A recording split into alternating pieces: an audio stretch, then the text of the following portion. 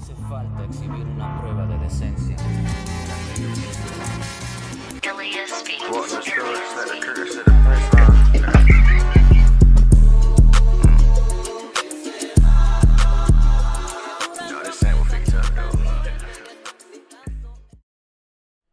We got these nerdy students. It took Vegas for millions. Let's get into it. In the corner of the smoky casino floor, a young woman in a sleek dress casually flipped her chips on the blackjack table, while a teammate, disguised in a wheelchair, pretended to roll by. They exchanged only the faintest nod.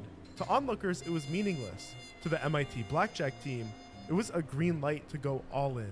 Across the room, a dealer glanced up suspiciously. He'd seen plenty of big bettors, but something about these college kids was off. He could swear he saw this guy before, but walking. Even stranger, they placed huge bets at exactly the right moment, time and time again. The truth was, these students weren't relying on luck. They had mathematics on their side, had come up with an advanced system, secret signals, disguises, and meticulously rehearsed drills. Everything they needed to beat the house and walk away with a fortune. They had to be careful. One wrong move and the entire table could be blacklisted from every casino in Vegas. In a single weekend, they could pocket hundreds of thousands of dollars. And before anyone could catch on, these nerdy college kids would already be boarding a red-eye back to class in Cambridge for Monday morning. Little did the casinos know this was only the beginning of one of the most successful card counting operations the gambling world had ever seen. JP Master and his group of friends were all enrolled in the course, How to Gamble If You Must, at the prestigious MIT. The class was dedicated to, quote, demystifying the casino through statistics. While the main focus was more about logic and numbers than gambling, JP and friends emerged really only caring about one thing: winning. See, the professor had told them how bad of an idea gambling was because statistically the odds are not in your favor. Some games are worse than others, but on average, only 95 to 80% of the player's money is ever actually returned to them. For every dollar you get in, you get 80 cents back. But he said that one game could be different. Blackjack. It was theoretically possible that a player could win consistently, but only if they had the right strategy. JP was skeptical of this professor's claim. It sounded too good to be true. He needed cold, hard proof. Luckily, JP was a grad student, earning his master's in computer science, so he headed down to the Lincoln Lab in Lexington, which at the time was home to a giant mainframe computer. He spent a long time writing a program to model the professor's theory and to run a Monte Carlo experiment against it. Essentially, play hundreds of thousands of hands of blackjack automatically using this system to see what the outcome would be. And he came to a shocking realization. If you did play enough hands with enough players willing... I think I've played blackjack before. No, I play goldfish and stuff like that. I have. Tough ass black. Y'all some old heads. Yeah, that's an old nigga game. But anyway, No, poker is. all of that shit, honestly. Ain't gonna cat. The only game that's not. Yo, that what happened to the glasses, yo? Took them off. I couldn't see. That shit. Only other one players that's not an about old their hand. game is goldfish, bro. Yeah, goldfish like kitty. It's like kitty gamma. Yo, I forgot how to It play was goldfish. possible for the player to win more hands than they would The lose, easiest game ever, bro. i.e. he could make a lot of money. But JP knew this was still just a theory. Just because it worked on the computer didn't mean that it would actually work in practice. There's a lot of other factors that exist in a real casino that his program couldn't account for. This meant that in order to truly test the theory, they'd need to hit up the casinos and put their own money on the line. So JP used his findings to convince his ragtag team of fellow MIT students to pack up their bags and head down to the Las Vegas of the East Coast. Atlantic City. We are going to be millionaires, the students thought to themselves as they entered the casino capital of New Jersey. But unfortunately, it didn't work out as planned. The unorganized group of students lost just about everything they walked in with. Following the trip, many of these guys gave up blackjack. They graduated, left MIT, went on with their lives. But not JP. Instead, he stayed in Cambridge and continued to pursue blackjack and the art of card counting. He knew he had something special here, but now he had another problem. He didn't have a team. So he decided to start his own blackjack course. He plastered posters around campus, hoping to attract new players. What he didn't expect was to catch the eye of a professional poker player. Finding the right sample used to break my flow. I'd end up spending more time named Dave.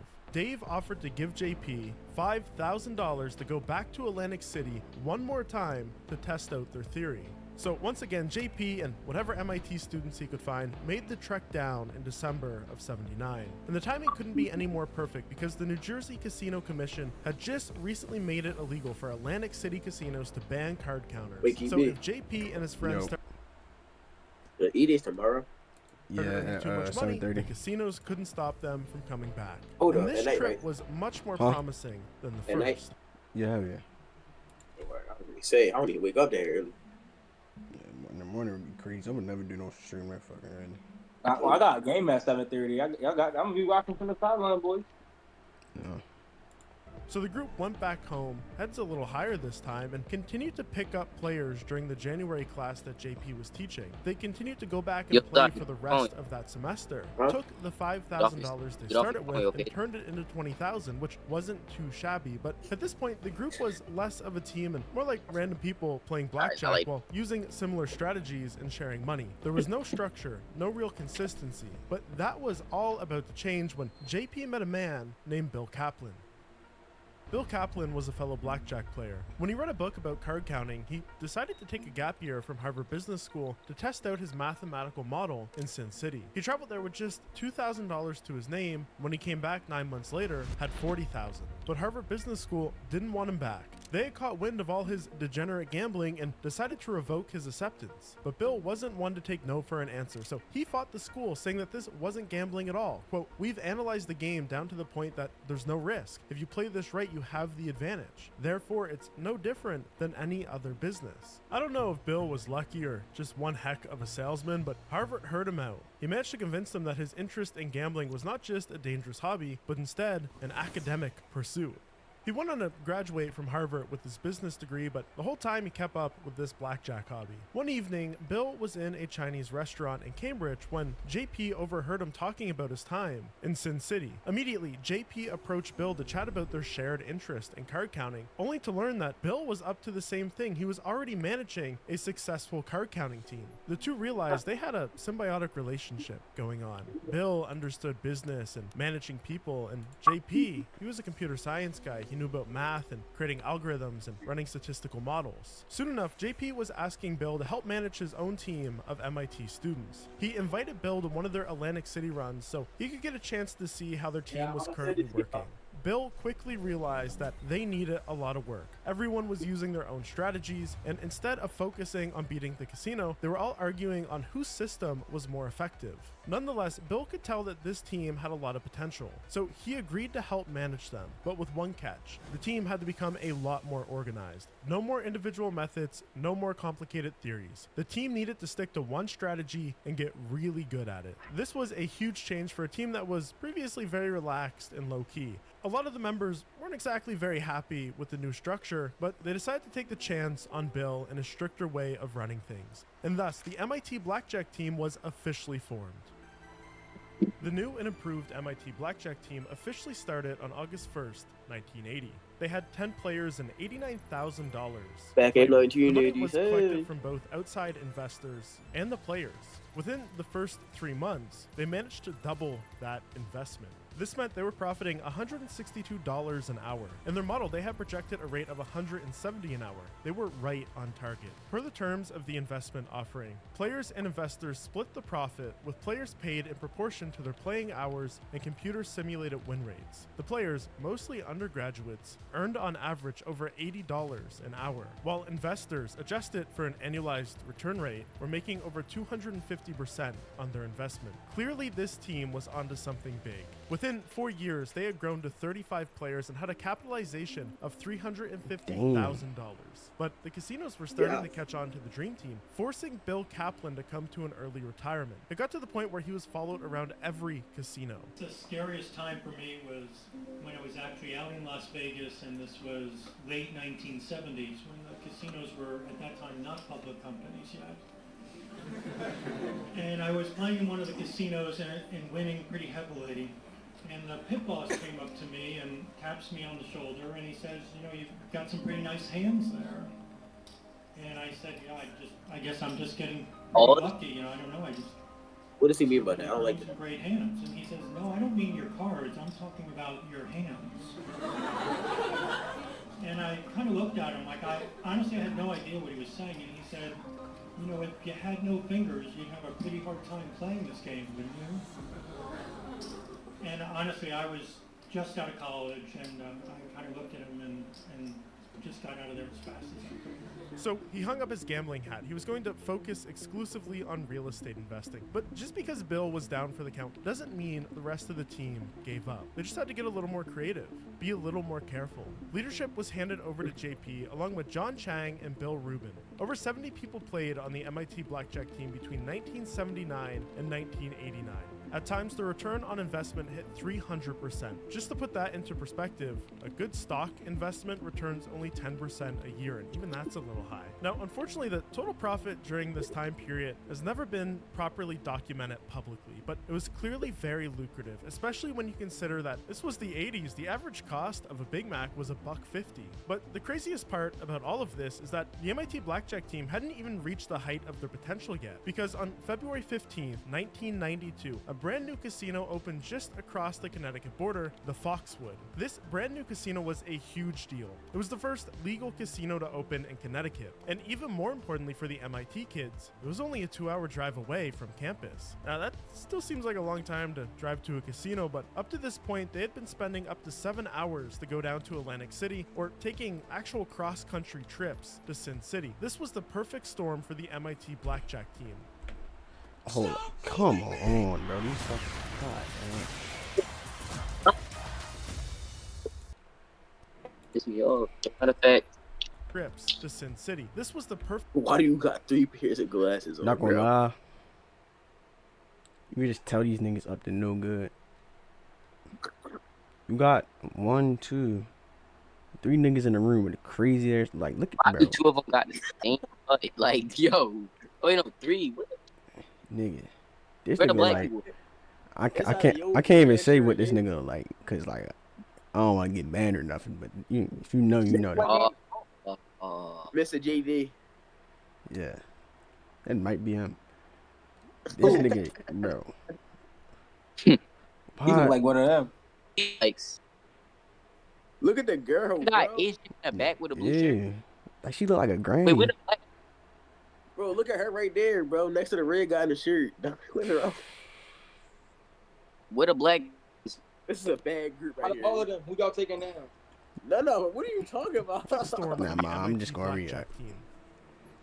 With Oh, this what are you news, talking JP about, Master bro? and veteran member John Chang re-engaged Bill Kaplan to help give the team an all-new structure. Yo, For this all new this run, huge they shot. decided to form a limited partnership in April of '92 called Strategic Investments. Bill Kaplan structured this partnership similar to the real estate Jackson development with it. limited partnerships that he knew and loved. 40 shares at $25,000 a pop for a total investment of $1 million. Friends Oh and my partners God. who had seen big returns on their previous investments Bro, I lined got up $1 to million fund I this got new $1 million in my company. pocket There was right just now. one thing missing: the players. What? Throughout the 80s, despite how well You know they were doing, the MIT Blackjack team suffered extreme burnout. Players again got bored with blackjack and wanted to do other things like actually start a family or put their MIT degrees to use. So Man, yeah, who the fuck wanna JP, play Bill, blackjack and their whole John life? had to again recruit a lot of new people. I'm getting and paid, I'm fast. doing They that. put up flyers around campus advertising the Money ain't blackjack team everything, as gotta the go wild, perfect bro. summer job. The new structure did not require the students to put any money into the pot, so it was a great opportunity for college students who needed some extra cash. But joining the team Bro, I was got a that lot right in my harder than pocket. just attending Yeah, a few like, meetings here and yeah. there. Each interested recruit had to prove their talent. Hours of daily practices for months on end.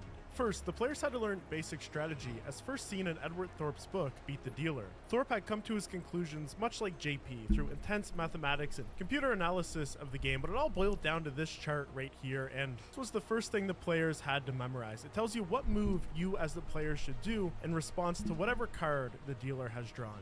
But this, of course, wasn't the only strategy that the MIT Blackjack team employed. They were a lot more sophisticated than that. They also had to learn the high and low method of card counting. This also requires a bunch of mental math, but can be taught with this chart. It essentially boils down to What the fuck am I looking at? These don't look right. These don't look right at all. Imagine putting this shit in front of a fucking caveman, bro. Like, nigga, nah. He gonna crash. He gonna fuck around and kill you, like in GTA type shit. But it's crazy, bro. keeping track of what cards have already been dealt and betting accordingly. If there's more low-value cards left in the deck, you bet less, and if there's more high-value cards left, you bet more. But believe it or not, memorizing all the charts and figuring out the math behind blackjack was the easy part. The hardest part of training was learning how to do it as a team. It only worked if it was done as a team. The members were split up into 3 different players: the big player, the controller, and the spotter. The spotter's job was to count the cards in the deck and wait for the count to be favorable to bet on. Then, he'll do some sort of obscure signal like adjust his tie or fix his hair in a certain way, a sign that only someone on the team could notice. Then, a controller, after noticing the signal, sits down to confirm the count. And finally, once the count is confirmed, they call in the big player. One of these was student Mike Aponte, then 22 years old. After perfecting the technique in empty classrooms, he was shocked to be handed $40,000 in cash to gamble with on behalf of the team. He was even more shocked to lose $10,000 in his very first 10 minutes at the blackjack table in Atlantic City as the big player. It was a lesson in just how volatile blackjack could be, even with a scientifically proven system. But he continued to rely on the team's methods, placed big hands while the count was still favorable. By the end of the weekend, he was able to return to the college with a net profit of about $25.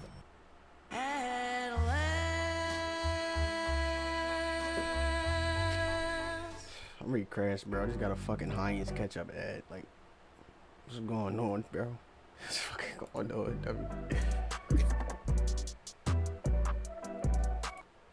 $1,000. But we're getting a little ahead of ourselves here. So once the card counting hopefuls had gone through these weeks of endless practice, they had to make one final test. Called it the checkout. It's pretty easy to learn how to count alone in a study room at the MIT library, but casinos have a completely different environment. Casinos are incredibly loud. The air is filled with cigarette smoke. When you're making big bets, you get a lot of attention. Everyone around you is drunk. Table is filled with people you don't know. All of these factors can throw off that really hard mental count. So the team would create a fake environment on campus to simulate the absolute worst scenarios you can come across at a blackjack table. They would blast music, have other players act as annoying Patreons and casino employees. The dealer would go as fast as possible. Then the players would have to accurately count cards and perform their role on top of that. If they could survive, they were finally allowed to play with real money. This is where the newly opened Foxwood Casino comes in. They would bring newly approved players there to test their skills once and for all. It was the final step in their card counting journey. If they played well enough at Foxwood, they become official members of the MIT Blackjack team. With the new team officially recruited and trained, it was time to start their run, but they had one last problem to solve. Casinos were more privy to this stuff than ever, and they needed a way to not get caught like Bill. Now, you might imagine it was pretty hard for JP to write his program to simulate blackjack because... Now, you might imagine... Like, yo, I'm not gonna lie, what, bro? Is this the cut to be a millionaire, bro? Oh, every millionaire looking nigga look like this with the same glasses, like. Facts. They got the same glasses, same cut, same hair texture. Hey, I'm ready to get that cut, bro. Fuck. It was pretty hard for JP to write his program to simulate blackjack because coding is pretty hard to learn, or at least you might think, because this is where today's sponsor comes in, BootDev. The high school algorithms. I think it actually only got that like steps. Austin's dopamine. What I really took away, do without a guy. Spend tens of BootDev to get 25% into overdrive. They weren't just playing blackjack, they were orchestrating legal weekend heists on the biggest casinos in the country. They had the math, the signals, the disguises, and $1 million bankroll on their side. On a Thursday afternoon, a dozen of the students were preparing for their first full-fledged trip to Sin City. One of the strictest team rules was that the money was always transported on your person. You never ever let the money and you become physically separated. That's because once before, a student returning from a big gambling trip and going straight into a practice session at MIT put their brown paper lunch bag under their chair. 6 a.m. the next morning, Kaplan got a phone call. "You won't believe what I've done," the student said. "You know, I just came back from my big run and I had $125,000 in a paper bag. Well, I left it in the classroom, totally forgot about it. I just ran back and it's not there." It took 6 months and an investigation by the Drug Enforcement Administration and the FBI before the team eventually got their money back. Turns out that a cleaner had picked it up and put it in his locker. These students were trusted with a ton of money. The other big rule was not to drink. For new players, it was a culture shock to go from campus to Sin City. They had to stay focused, and for the students, it was no problem. They were mature, responsible. They had prepared for a long time to even be given this opportunity, and so they wanted to do well when they arrived. One of these students was Semyon Dukak. On campus, nobody would blink an eye at his usual turtleneck sweater, but out on his gambling trips, he'd be playing the part of a Russian arms dealer. That Thursday, Semyon headed out to Boston Logan Airport to catch an American West flight down to Las Vegas. The plan was to meet up with 4 other members at the Mirage Volcano around 10 p.m. that night, including Kate, who would be playing his fake girlfriend. On my first trip to Vegas, I believe I actually flew out alone, and I met some people there.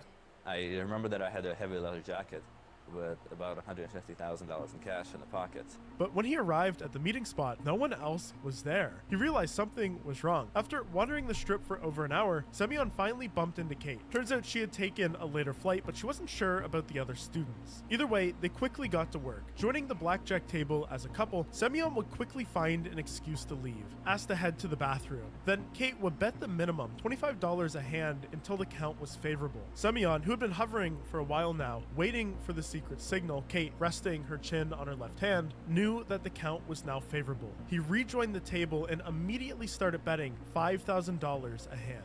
This wasn't ideal to do with just 2 people. It's a little easier to attract attention. The pit bosses are looking for players who go from betting low to betting high to distinguish card counters. Ideally, they would have had 3 or 4 people, so the big player would have looked like a totally random player just sitting down that always bets like that, no matter what table they go to. But this was their first run. They were pretty confident that they were going to get away with this, and just from that single session, they turned a profit of $30,000. One of the casino hosts, noticing this, immediately approached them and said, "Hey, do you guys got plans for where you're staying tonight? Because we'd love to offer you one of our premium suites." See, big players in Vegas are treated like royalty. They want to keep them around at their casinos, especially if they win big, so they come back the next day and potentially lose it all. Semyon and Kate were over the moon. By the end of the weekend, they were up over $100,000.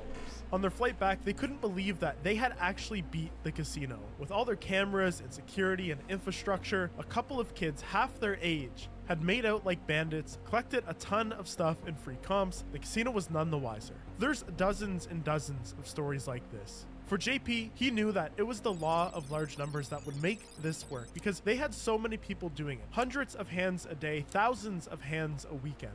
But it wasn't always sunshine and rainbows. Thanks to the expected mathematical variance, sometimes they lost and lost big despite having a good count. For Semyon, one night when the count was unusually high, he was betting 2 hands of $10,000 each. Still managed to lose a bunch of hands in a row. Within minutes, he was down $150,000, and worst of all, he had run out of chips. Now, he had more cash in his pockets, but he could only buy in for $30,000 without showing ID, and of course, he was playing under a fake alias. He couldn't risk revealing his real name, or he could get barred from the casino more easy, so he had to walk away from the table. Despite these sorts of losses, the math always worked out. By June 1st, 1993, the team was on fire with winnings totaling $439,000. The team's routine became fly in for Friday, gamble for a straight 48 hours, then Sunday night, party before catching a red-eye back to school for Monday. Then they'd hand off the winnings to whoever was responsible for collecting the cash. And in between these trips, they had all sorts of forms that they had to fill out. Remember, Strategic Investments was truly set up like a real company. They had very thorough paperwork. Players would need to remember how many shoes they counted, what the conditions of the game were, how many players were at the table, and of course, the money totals. All of this playing and betting data was later fed into a computer for analysis. This information was also used to determine how much they were paid. So they were paid for their playing time, but they also got a cut of the profits, which were totaled up every quarter. Finally, after over 10 years of adjustments in leadership and strategy, the MIT Blackjack team had hit its stride. Up to 30 players were playing in casinos all over the world every weekend. It got so crazy that to avoid suspicion, the players would always visit different casinos as much as possible, sometimes even flying to Europe or the Caribbean. And back at MIT, almost no one knew that these students were leading this double life. They had to keep it really tight. Some of their families didn't know, girlfriends didn't know, certainly other professors didn't know. They were the best students at MIT, but on the weekend, they were the top gamblers of the world. And because of the whole host system and how whales are treated at casinos, they had front row seats to all the big shows. They were staying in the best suites. Some of them would have swimming pools and jacuzzis in them. They were getting steak dinners at the best restaurants in the world. Crap, one of the students requested a private plane take him on a tour of the Grand Canyon, and another got his wedding fully paid for at Caesar Palace. By the later half of 1993, Strategic Investments was now just shy of $900,000 in profit. JP and the other co-founders weren't only counting their money, but they were proud to have put the entire team together. They were successful at last, but in the months ahead, as the team increased its winnings even more, it also increased something else, its profile. Perfecting your swing is hard. She got hit with an ad. I'm sorry, YouTube. I know it's like 50 ass, but they frying me, bro. Now I'm really supporting, bro. I'm watching you on my TV right now. Akin to a world of wonder. Look official. In Final Fantasy XIV Online. Chill shit. Take it easy and play your way. Is that why you left, Dro? Nah, my home grad called Casinos do not like losing money, so they go to great lengths to make sure that nobody is getting more than they should. Hundreds of cameras lining the gambling pit, tracking players each and every move. Staff members are watching the high rollers like a hawk, and when the casino realizes that they're losing a lot but they're not sure how, they bring in the big guns, private investigators. Meet Andy Emerson. For years, the MIT players only knew him as the silver-haired man. He was a detective working for Griffin Investigations. Back in the 90s, they were the biggest name in private investigators specializing in the gambling industry. Every casino on the strip used them, and they would go out of their way to find people who were illegally cheating the casinos out of money. Usually they would catch people who were using sleight of hand to switch out dice during a game of craps, grease pens to mark cards, or people abusing computers hidden inside of their clothing. It was like a shoe computer, it was called, to track the count of cards. But the thing is, what the MIT kids were doing wasn't cheating or illegal. They were counting cards using their brain. They were just smart players, advantaged players. But legality didn't matter to casinos. Casinos are considered private businesses, so they can ban anyone they want for any reason. And with the help of Andy, they were hoping to figure out exactly who had been taking them for hundreds of thousands of dollars. Andy's secret weapon was recognizing faces. He would go from casino to casino on the strip, find the big players, learn who they are, and then try to distinguish who they were working with to get the count. Once he saw the same faces in several places, he would dig into their personal details, like the addresses they were using to claim comps, then cross-reference them with others in the crew. Worse, their pictures and aliases were then published in something called the Griffin Book. This was a book that was periodically released to keep all casinos up to date on threats to their profits. Essentially, when someone is repeatedly caught for having an unfair advantage, their name and picture will be put in the Griffin Book. To make matters worse, Andy noticed that many of the addresses used to claim comps by these people were from Boston. But the biggest mistake, the team had written manuals on their strategy for reference. Andy eventually found one of these that a student mistakenly left behind. From all of this, he was able to eventually piece together that the largest card counting team the world had ever known had all come from MIT. And one time later, we actually got a copy of the So Griffin we should book. do We are about 140 pages of the Griffin book. What did you say? Huh? What did you say? We should do try not to laugh with water in our mouth. Sure, we can see. Just much more than that. At one point, we pretty much took over their book, generated a lot of business for them.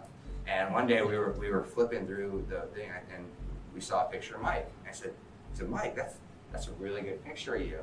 Like, it looks like you posed for it. And he's like, all right, come here, look at this. He looks and he's like, oh, that's my yearbook picture.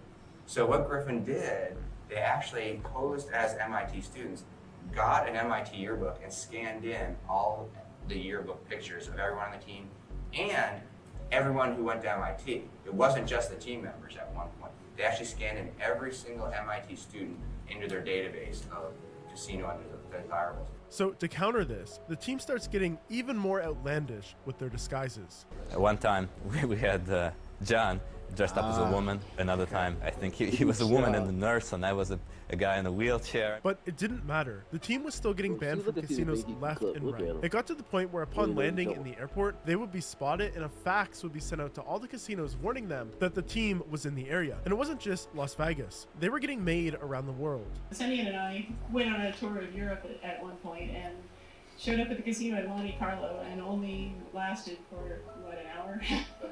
About an hour. And I'm pulled away by, some very nice looking goons at the Monte Carlo casino. who don't let me go back to the table and brought us behind a glass door, I think, into an office where they could send our pictures to the Griffin Detective Agency in Las Vegas to get us positively ID'd. All the time pretending that they did not know any English.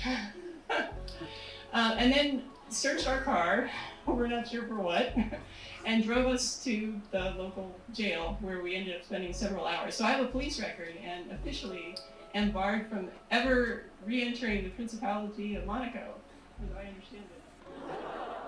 They stopped going to international casinos because of this. Since basically everyone on the team was either banned from multiple casinos on the Strip or plastered all over the Griffin book, it became a lot harder for the team to make money. Worse, they had also started hemorrhaging money, losing hundreds of thousands of dollars. Nearly half of everything they had made in just a few months thanks to a brutal losing streak that had kicked off in the fall of '93. While this was within the statistical expected variance, it still made JP extremely stressed out that they would lose everything they worked so hard for. It didn't help that the team was also starting to slip through the cracks. Players who were now much closer to management in terms of skill were getting increasingly fed up with how it was run. Since the players only got their salary and about 10% of the profits, they felt like they were doing all the heavy lifting while the big investors took home most of the cash. JP eventually told John Chang and Bill Kaplan that he wanted to be done, that it wasn't worth all the stress, that things would be different if they weren't losing so much money, but they were.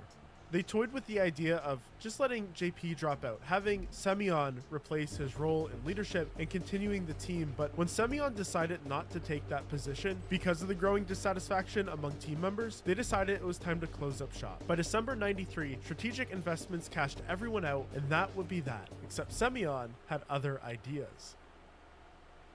After 2 years, Strategic Investments was no more, but Semyon Dukak wasn't done gambling just yet. He went on to form a new team, Amphibian Investments. Players will become investors. The operation expanded through the mid-90s, eventually employing over 60 players across 5 cities. Their total winnings, reportedly over $4 million. The end of Strategic Investments also gave rise to the Reptiles, another spin-off team, whose story was later told in the book Bringing Down the House. In total, these teams spun off from the MIT legacy were responsible for over $6 million in losses to the casinos. But like all great teams, their time was limited, and after a few years it all came crashing down. Most of the students returning to their original fields that they were studying for at MIT. But the legend lived on. Bringing Down the House sparked heated debate over its accuracy from team members, but it captivated readers and later audiences with the film 21, which introduced a new generation to the world of card counting. And casinos responded. They shuffled more often, they added automatic shufflers, they changed their rules, but the damage was done. The story had spread, books were written, movies were made, icons were born. The MIT Blackjack team inspired a new wave of advantaged players determined to beat the system. The house today may be stronger, the odds tighter, but there's always new players stepping up to take their shot. Their stories, well, those are for another day, so make sure you subscribe.